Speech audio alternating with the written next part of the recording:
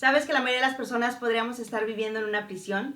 Y no me refiero a una prisión literal, donde se nos priva de nuestra libertad física, sino me refiero de una prisión que aún sin importar el lugar donde estamos viviendo, podríamos estar atados, y es la prisión mental. Porque aun cuando tenemos la libertad de pensar y de actuar por nuestra cuenta, muchas veces nos dejamos influenciar o someter por algo, alguien más o incluso por nosotros mismos y de forma inconsciente. Y hay varias maneras en las que podríamos estar viviendo prisioneros de nosotros, tal vez con nuestras actitudes, con pensamientos o con esos comportamientos que hemos estado cultivando por tantos años.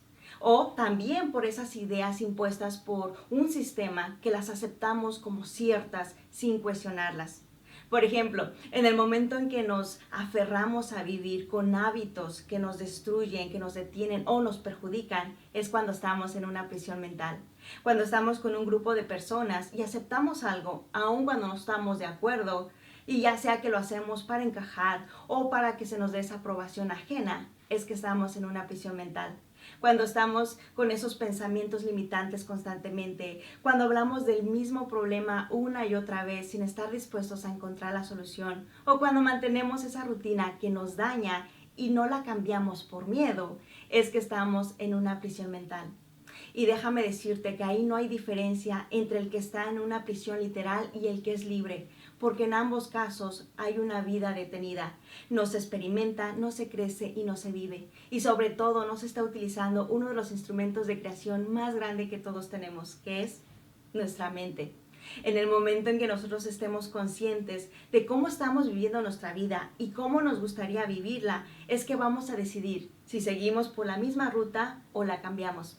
Y por supuesto, yo sé que se requiere de un gran esfuerzo y de un proceso, pero sobre todo se requiere que estemos dispuestos a analizar y actualizar nuestros pensamientos.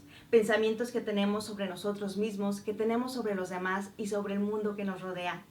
¿Te has dado cuenta que los sistemas del mundo se actualizan constantemente? Porque cosas que funcionaban hace algunos años ya no funcionan hoy. Entonces, nosotros como seres humanos, ¿por qué no nos actualizamos también? ¿Por qué no actualizamos esos pensamientos que hemos tenido por tanto tiempo y que quizás ya no nos funcionan al momento que estamos viviendo hoy? ¿Por qué no actualizamos nuestras rutinas y nuestros hábitos para seguir avanzando?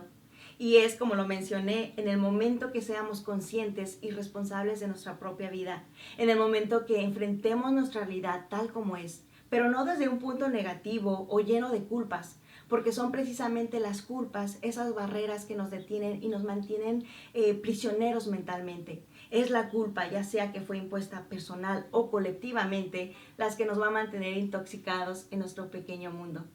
En el momento en que seamos conscientes que tenemos un gran privilegio de vivir en este tiempo y en esta época, porque tenemos libertades como nunca antes, pero sobre todo tenemos la libertad mental, esa libertad de pensar y de a partir de ahí decidir cómo queremos actuar. Tenemos la libertad de ver los desafíos como parte de la vida y no como un castigo. Tenemos esa libertad de dejar de autocastigarnos y de aceptar toda nuestra oscuridad sin ser dominados por ellas. Y al final tú vas a saber que va a ser tu decisión si sigues cultivando esa prisión mental o si buscas tu propia libertad. Y bueno, yo me despido de ustedes después de esta reflexión. Los invito a que se suscriban a este canal para que puedan recibir las próximas reflexiones. Les mando un gran abrazo. Mi nombre es Laura Evelia y recuerda, el aprendizaje nunca termina.